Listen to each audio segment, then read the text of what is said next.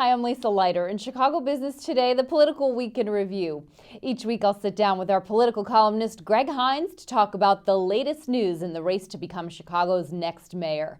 This week was certainly dominated by the Rahm Emanuel residency hearings, but there was also a lot of talk about how to improve the city's public schools.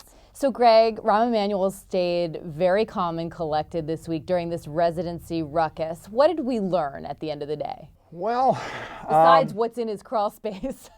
I think about Rahm, you learn that he's capable of keeping his temper and sitting on his Rambo persona, and that a good spin for him would be that he's kind of willing to pay dues and run the gauntlet and answer all these nasty questions for 12 hours, that he really is a true-blood Chicagoan who wants the job. I think we learned that the guy who rented his house is well, we've all had experience with tenants, but we learned that the Halpins wanted $100,000 apparently to break the lease, and then Mr. Halpin turns out to run for mayor himself, which kind of raises some suggestions about who's doing what. We're talking politics here, anything is possible. And we learned that this issue has a real fascination on people. It's overwhelming everything else in the mayoral race. Until we get this resolved, it's going to be very difficult for anyone else to crack through with much else. That's right. It's hard to focus on substance. But, we should point out that this really isn't a joke. I mean, this will be, reviewed by the Board of Elections. They will make a decision, and then we're most likely going to see an appeal no matter who wins, right? Yeah, I think convention wisdom right now is the board has kind of suggested that it's likely going to side for Mr. Emanuel. Given realities, Cook County Circuit Court will probably do the same thing. That leaves it up to the Illinois Supreme Court, where among other people on that court is Justice Ann Burke, whose husband Ed Burke is a big leader of the anybody but Rahm faction. So the fun and games will continue a while. Any chance they'll recuse themselves? Anyone who's got some kind of conflict? Yeah, there is. I've known Justice Burke to be a good woman and a good judge, but this one's going to raise some questions. Okay. And how long will the process take? I mean, we could be, sitting on pins and needles till close to Election Day, right? I would guess somewhere around Christmas, a couple days, one side or another. We'll have a decision from the Board of Elections.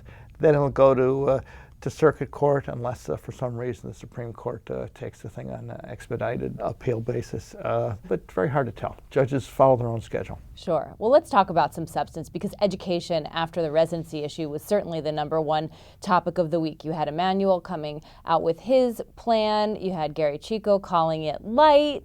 And then, of course, you had Reverend Meeks also talking, saying that he has a proven record in that department. So what do you make of it all? What I make of it is that all of them I seem to be prepared to be tougher in one way or another on the teachers union. Mr. Meeks is for vouchers. Mr. Emanuel says that a majority of the parents in any one school should be able to vote to take it private or give it to somebody else, fire the people that are there. Mr. Chico says he wants to add 2 hours to the workday and a couple of weeks to the school year. Whether any of those gentlemen, though, is prepared to take this to a strike, which potentially is where it could head, we'll have to find out.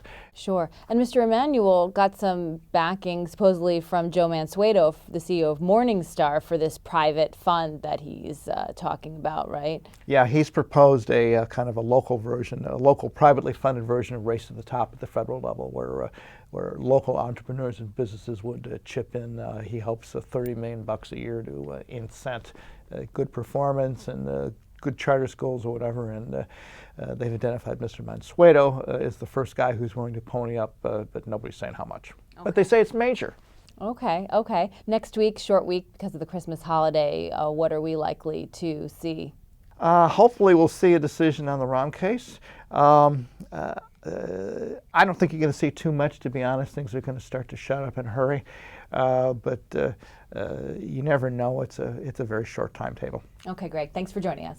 My pleasure. And that's this edition of Chicago Business Today. Be sure to check out Greg's blog at chicagobusiness.com. Thanks for watching. Have a great weekend. We'll see you back here on Monday.